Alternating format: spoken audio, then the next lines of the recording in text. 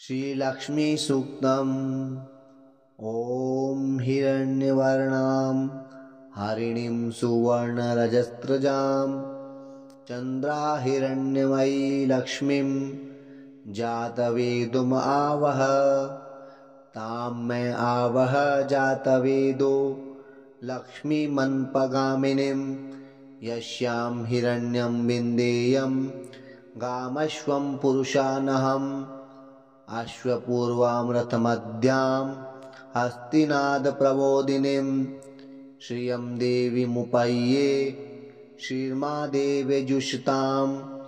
कामसोस्मितां हिरण्यप्राकारमाद्रां ज्वलन्तीं तृप्तां तर्पयन्तीं पद्मे स्थितां पद्मवर्णां तामियोपह्ये श्रियं।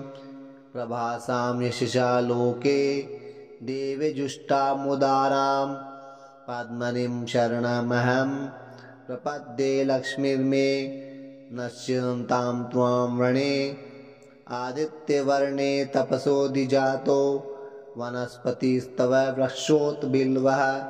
तस्य फलानि तपसा नुदन्तु मायान्तरायाश्च बाह्ये अलक्ष्मी।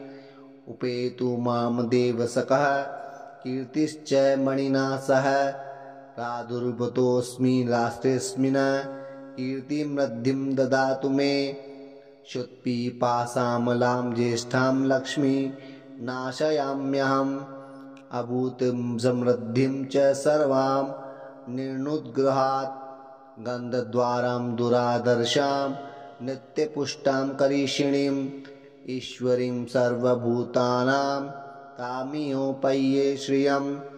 मनसः काममाकुतिं वाचः सत्यं श्रीमहि। पशूनां रूपमन्नस्य मयि श्रियं श्रियतां यशः। कर्दमेन प्रजाभूता सम्भवः कर्दमः श्रियं। वासये मे कुले मातरं पद्ममालिनीम्। आपसृजन्तु स्निग्धानीं चिक्लितवसगृहे। नीचदेवी मातरं श्रियं वासय कुले। आर्द्रं पुष्करिणीं पुष्टिं पिङ्गलां पद्ममालिनीं।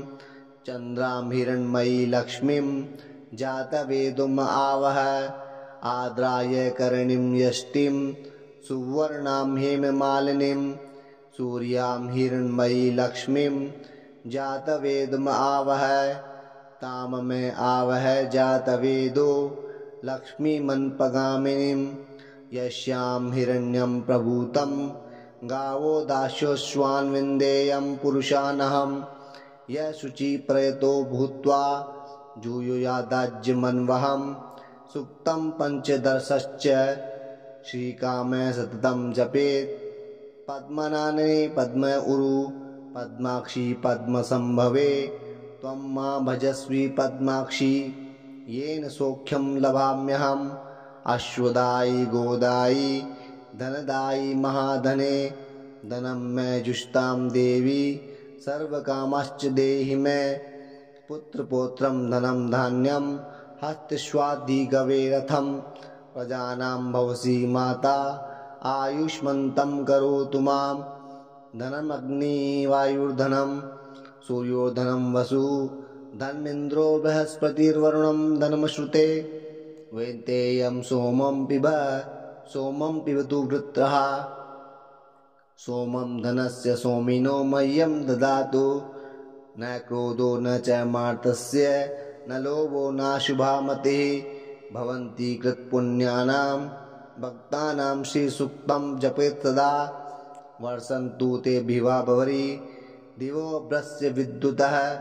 यो हन्तु सर्वबीजान्यव ब्रह्मद्विजोषहि।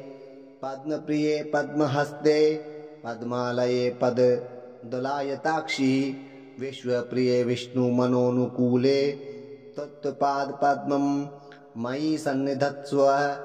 या सा पद्मसनस्था विपुलकटितटी पद्मप्रतायताक्षी।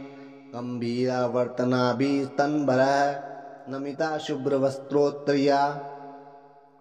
लक्ष्मीर्दिव्ये गजेन्द्रमणिगण खचिते सन्नापिता हेमकुम्भे।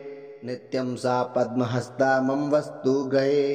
सर्वमङ्गल्ययुक्ताः लक्ष्मीं क्षीरसमुद्रं राजतनयां श्रीरङ्गधामेश्वरीं दासीभूतसमस्तदेवी वनितां लोके दीपाङ्कुरां श्रीमन्मत्कटाक्षलब्धः विभवै ब्रह्मेन्द्रगङ्गाधरां त्वां त्रैलोक्ये कुटुम्बिनीं सरसिजां वन्दे मुकुन्दप्रियां सिद्धलक्ष्मीर्मालक्ष्मी जयलक्ष्मी सरस्वती मोक्षलक्ष्मी श्रीलक्ष्मी वरलक्ष्मी प्रसन्ना मम सर्वदा वराङ्कुशोपाशं भीतिमुद्रां करैर्वहन्ती कमलासनस्थां बालार्ककोटिप्रतिभां त्रिनेत्रां भजेऽहं माद्यं जगदीश्वरीं त्वां सर्वमङ्गलमाङ्गल्ये शिवे सर्वार्थसाधिके शरण्ये त्र्यम्बके देवी नारायणे नमोऽस्तुते सरसिजनिलये सरोजहस्ते धवलतरांशुके गन्धमाल्याशोभे भगवती हरिवल्लभे मनोज्ञ त्रिभुवनभूतिकरी प्रसीद मह्यं विष्णुपत्नीं क्षमां देवी माधवी माधवप्रियां विष्णुप्रिय सखी देवीं नमामि च्युतवल्लभां महालक्ष्मी च विद्महे विष्णुपत्नीं च धीमहि तन्नो लक्ष्मी प्रचोदयात् श्रीवर्चस्समायुष्यमारोग्यमा विधात् पौमानं मह्यते धनं धान्यं पशुपहुपुत्रलाभं शतसंवत्सरं दीर्घमायु निर्रोगादिदारिद्र्यपापशुद्धप्रमत्यवः भयशोकमनस्तापा नश्यन्तु मम सर्वदा या एवं वेद ॐ महादेव्य च विष्णुपत्नी च धीमहि तन्नो लक्ष्मी प्रचोदयात्। ॐ शान्ति ॐ शान्ति ॐ शान्ति शान्ति।